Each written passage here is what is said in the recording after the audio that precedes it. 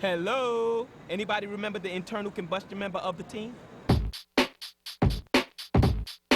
I love the car. It is the coolest car ever.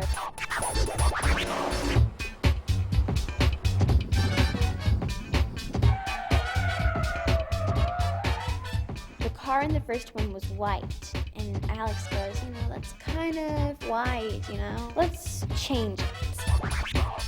This is the unveiling of the new Gadgetmobile colors.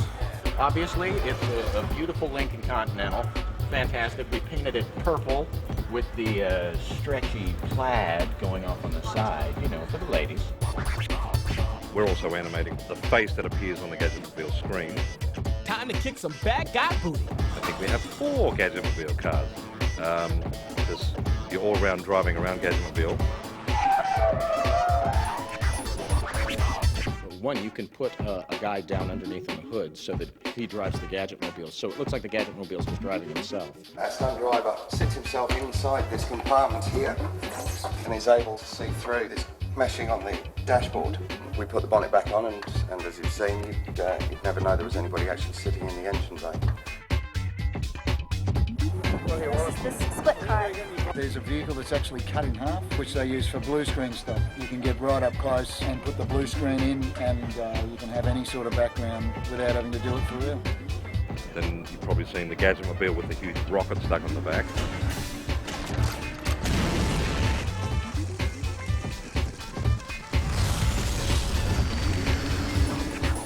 I just love happy endings. Can you flex the claw a little bit? Reach it.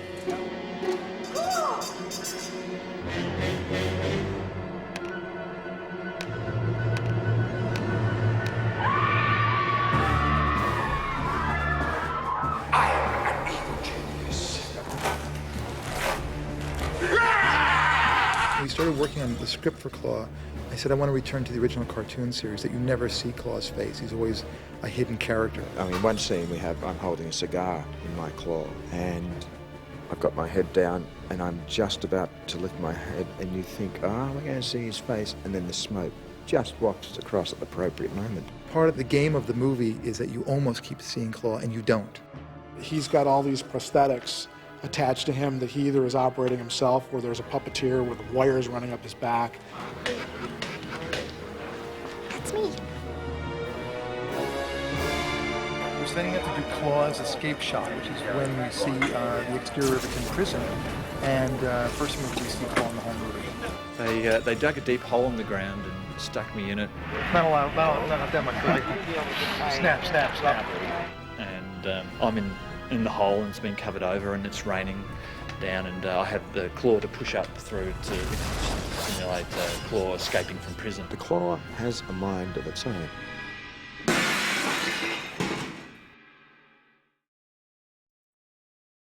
The thing that I love about Inspector Gadget is that there are basically 2 rules with him. He is always enthusiastic, and he is always completely incompetent. And if you keep those 2 together, then you're going to be fine.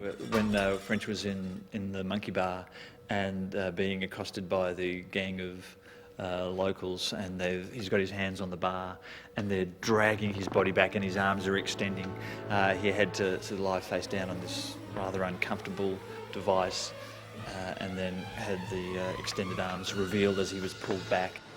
You guys do the countdown. You do the countdown. 3, 2, 1, go. It's not comfortable.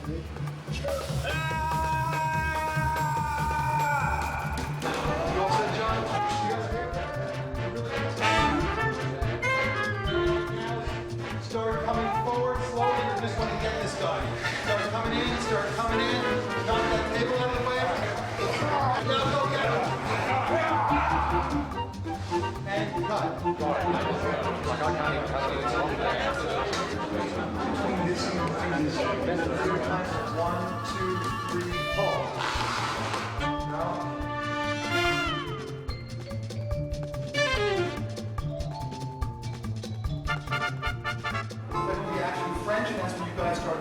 You didn't know you were going to have to do this when you signed up, did you? I had a hunch. Did you really?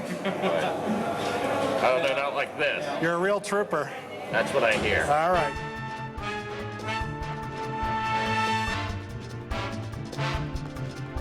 I want everybody involved in the whole hook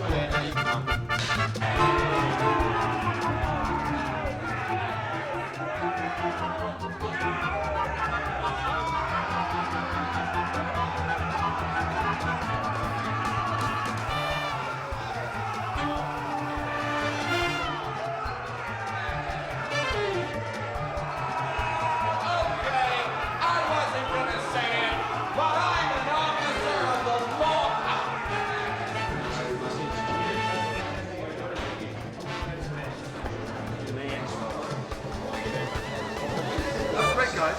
Great.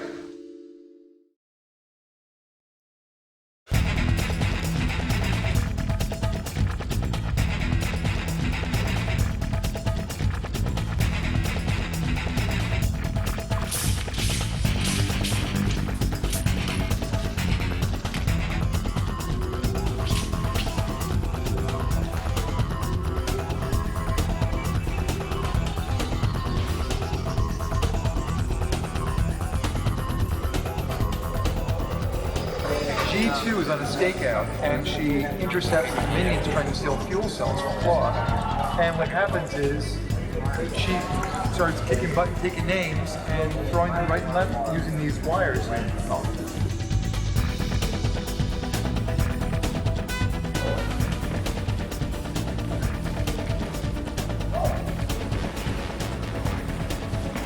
When G2 caught his leg and threw him away, that was the cause. This is the effect.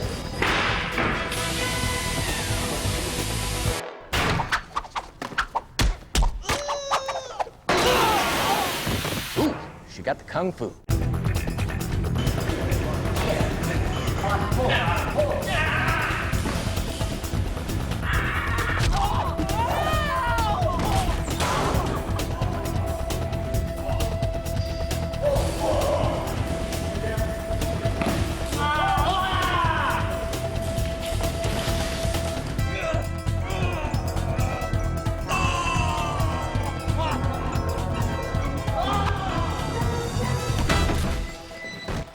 My favorite gadget actually isn't a gadget per se. It's the neat little trick that I do where I get to separate.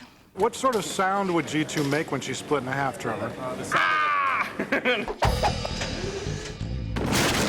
mean, it's about 3, I suppose, events happening there to pull this off. We have a physical torso piece made by Creature Workshop. We have a upper piece and a lower part bolted together.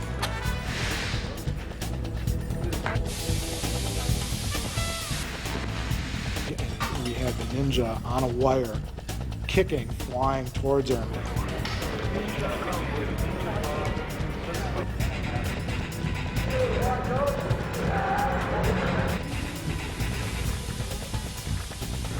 Yeah, that's what this is.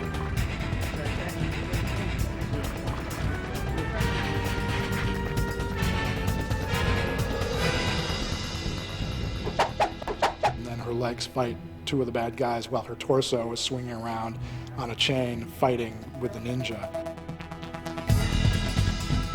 We do have Elaine playing G2 in a wider shot, where she'll be shot separate on a green screen stage and comped into the background. She will actually do the action of jumping, and we will separate her in a 2D environment. Then, just to make it more complex, we've constructed G2's legs, total CG, and they then have the ability to basically animate and flip around and basically take out the bad guys.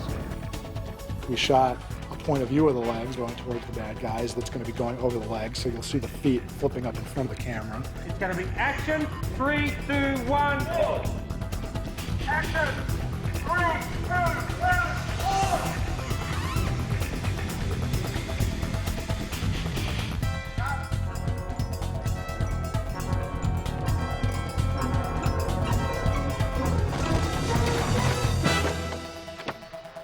But then I snap back together and ready to go.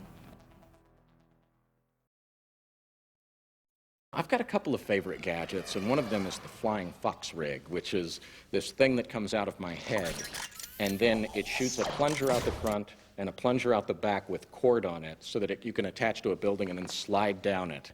And we spent a day out in a warehouse doing that.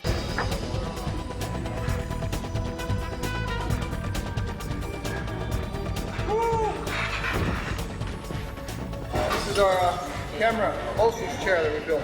It's a camera platform for the camera operator to sit on and do a POV of this, the Gadget's POV, flying down the flying box towards G2.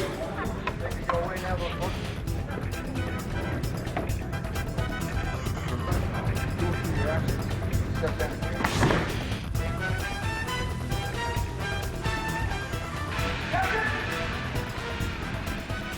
You ever done anything like this before? Yeah? I sort of begged them to let me do it, and then once I was up there, I thought, I'm not sure if this is a good idea, but I think that would be the most fun.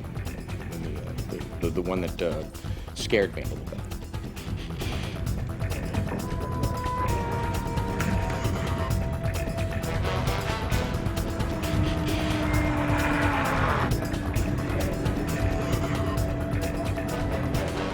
Not to worry. I'm coming, G2.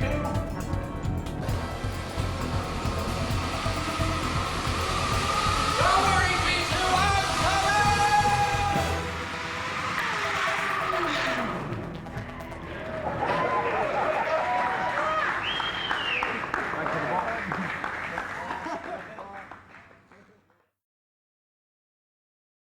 Okay, I just need to know who's responsible for the mob This is and the water. Inspector Gadget has been demoted. This scene takes place immediately after that, and he's working as a bathroom Stand by attendant, props. scrubbing the police station toilets. Comedy ensues. So when do we get to see this thing? It's a good thing I studied Shakespeare for 3 years. And action. And bring it in. French, a little bit of body motion there. And go for the water. And now it must be stuck.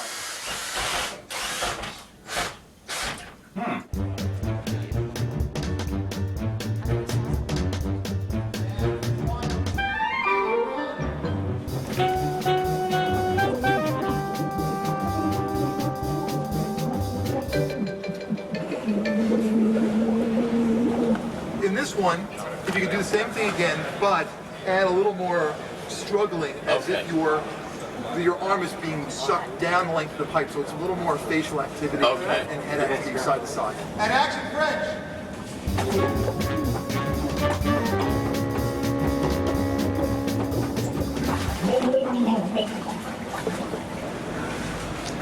Then in this shot with a piranha, Or at least a goldfish.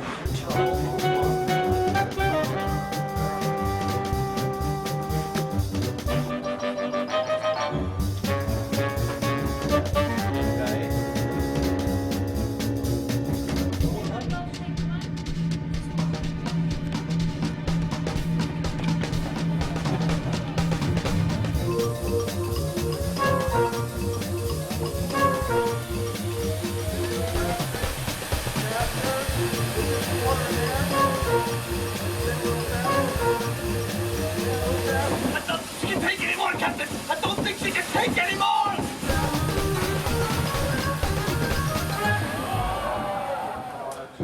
This contraption will flow Gadget through the door at high speed. Lots of water, bit of debris. Excellent. And through the back of this breakaway door.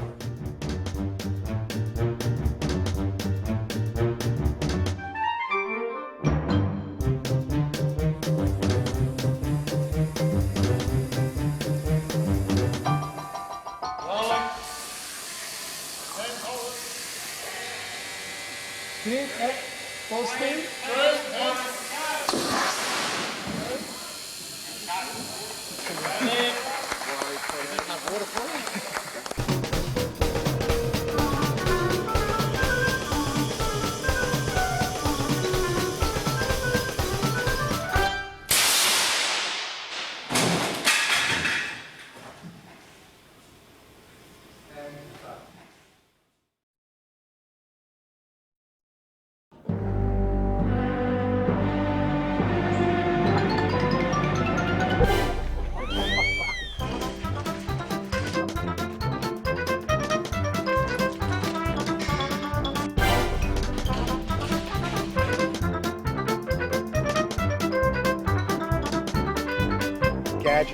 controlled by an override chip Claw's put on his body, and that enables Claw to control him like a puppet.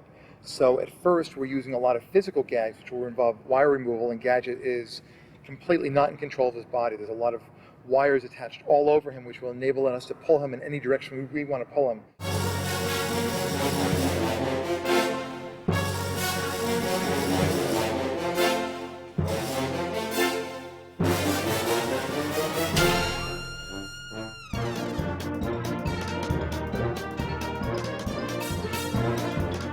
Try to keep the ground friends as much as possible.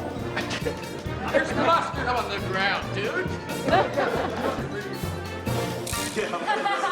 Then it goes one step further when Claw starts upping the ante, and it segues to a completely digital body extension. So we'll be shooting him on green screen later, and in one shot switching from real Gadget to digital Gadget, where his body's turning into a pretzel, into Mickey Mouse ears, and it's really going to be a great handoff.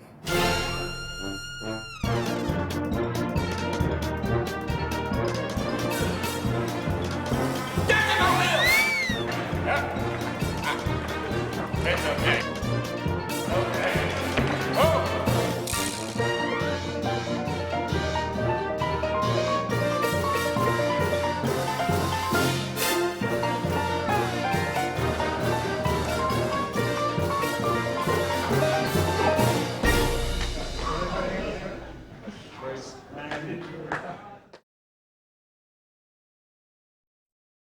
In this one, I wanted Penny to be the real detective and Gadget to be oblivious, but ultimately, Gadget helped save the day with Penny's help. A good detective never lets anything... Uncle Gadget, the plane! No! Go Gadget, stop me! I wanted Penny to be the one who was really the brains behind the operation. When you first saw it, the first word to come to your mind is, this person is filled with curiosity, thinking and reading books and excited about the world. I am Sherlock Holmes in a little girl's body, practically. And let's think like the bad guy, okay? I am Claw, what would he do? Keep your eyes open for anything suspicious, Brian. Come on. And it's fun to have a dog as a sidekick. The character is played by two brother beagles. Scooter likes toys, and you can get him to do a lot for toys and get motivated that way. They're a handful of mischief, these guys, but they're quite cute and they're beautiful. And we train them up to do certain things, speak, hit marks. Good boy. It's fun to work with them. It really is.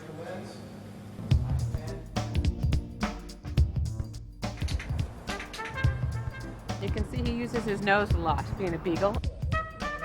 This is the amazing snout cam that enables us to look from Brain's point of view. And at this point, he is stealing Rick's bowling chip, which becomes a valuable clue in the movie. Hey, guy, that was great. That was snouterific.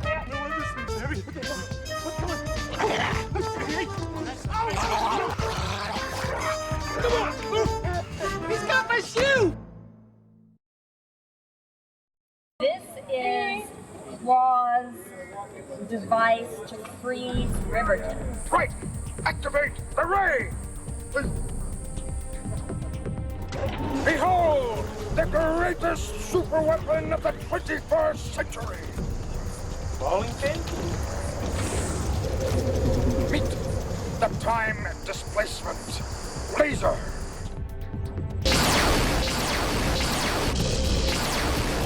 This is the moment when Claw's ray actually comes down and freezes all of Riverton. It's the first time we see the ray hit any part of the city. And all these people don't know it, but later when we post, they're going to be frozen in time.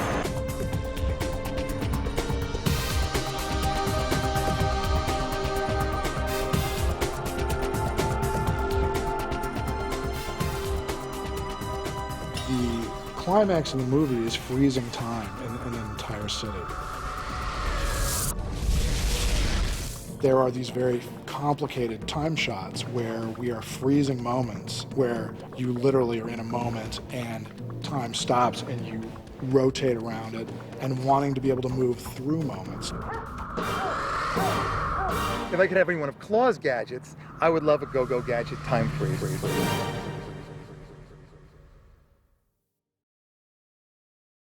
I think the thing that makes this part different for me is that I am dealing with so many of the optical effects. Go Gadget helicopter hat. Stand back. Then you can back up a frame. I love the helicopter hat. I think that's just like one of the coolest things. Go Gadget helicopter hat. I am trying to figure out how to react to something popping out of my hat, like what the weight of it is and, you know, how your body's going to go and, you know, is it heavy, is it top heavy? Go Gadget helicopter hat. And trying to sort of figure that out and work with the designers along with that. Go Gadget helicopter hat. And so that's a combination, again, of a CG deployment for a real helicopter hat so he can physically grab something.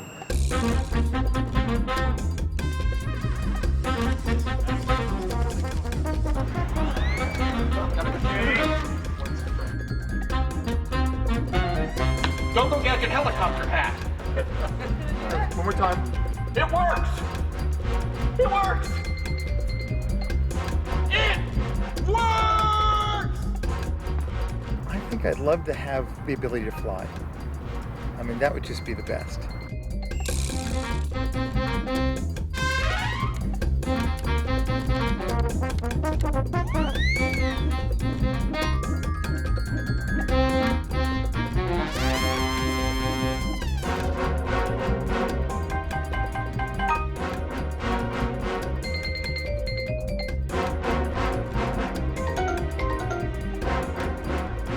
Then once he takes off, okay, we're now into a mixture of compositing, because obviously French can't fly for real. Then shooting French or Gadget separate on a green screen studio environment and doing all these camera moves to simulate him flying.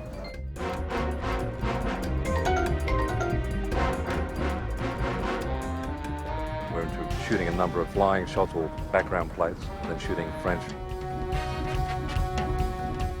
compositing in chopper blades, spinning,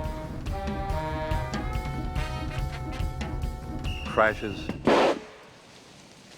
His foot becomes a mechanical scooter. It just pops out of his foot. Go Gadget scooter. Scooter deploys, and again, it's a mixture again of a practical scooter, because he does actually hop on it to take off, and a CG scooter just to get to that final position.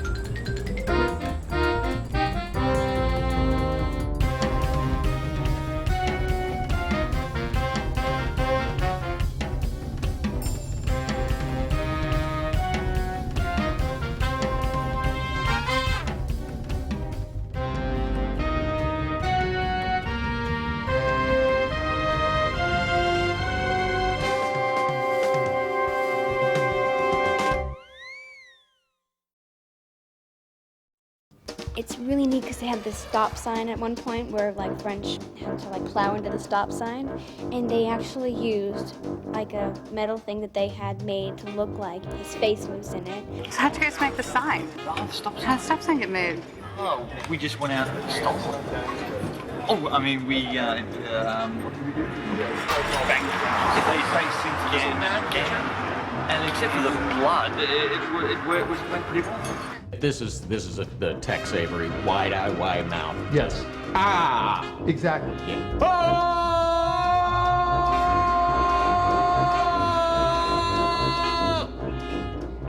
That was good.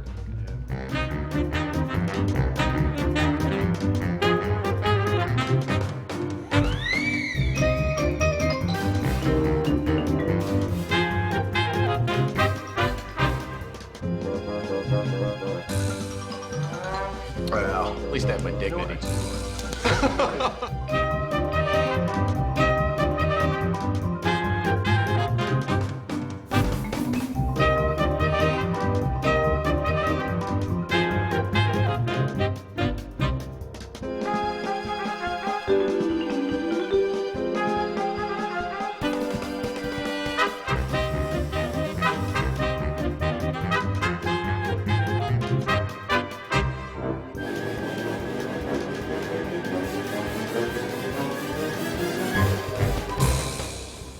they had a wax dummy that they had on there, and I thought it was French. And then they pulled it down, and I was like, oh, that's not French? What? This is weird. It's the movie business. Huh? Ho ho! It's an illusion. And drop.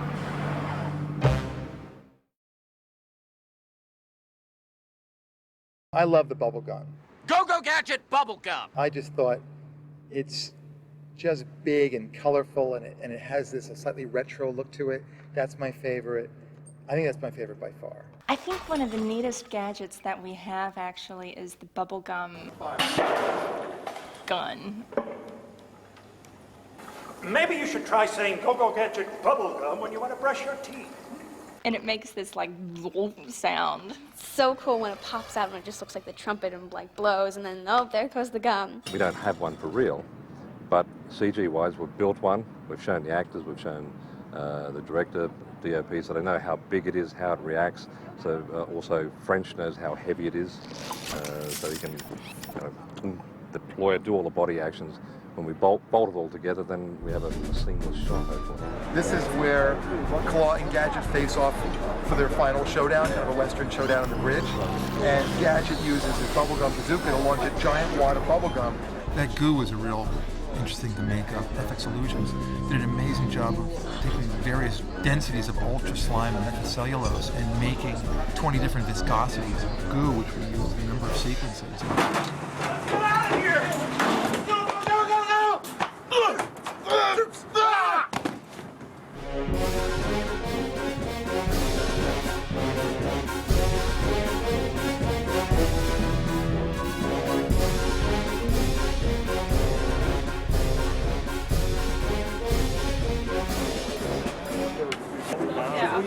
Before we do this, Darren.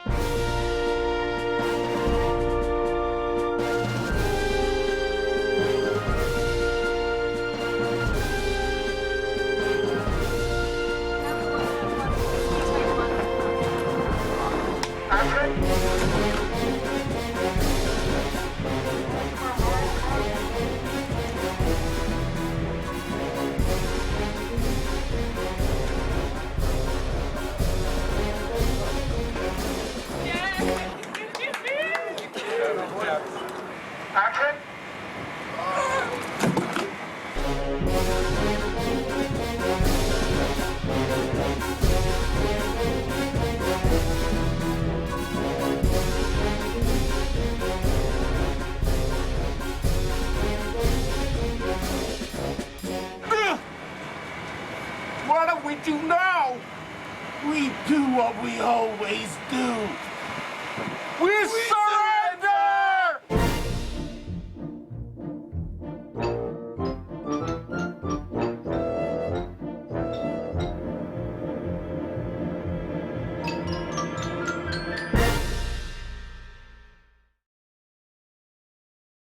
The thing that's been really nice is the interaction that French and Elaine both have ended up having. They goof on each other all day long, and though they play characters who are kind of at odds through a part of the movie, there's a really nice chemistry between the two of them. From the first time we read together, it sort of like just clicked, and it was really nice because there's a part of it that they're both, you know, superheroes who are doing a job, but there's another part of it that's got this sort of Laurel and Hardy quality. This movie has a lot more heart than most physical comedies have.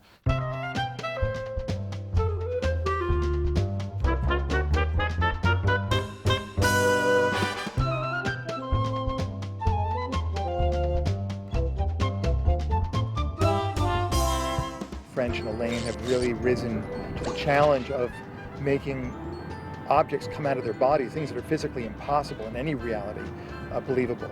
And I think they've worked really hard to make it their own and sell it and make it fun. Certainly Gadget has a number of things that deploy from his hat or various parts of his body. A lot of the things are practical.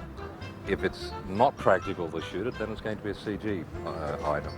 What's that you have there, Matt? Then that's just the controller for the hat. ah, okay. So we're gonna see what the hat's gonna do now. The hat is. Ah.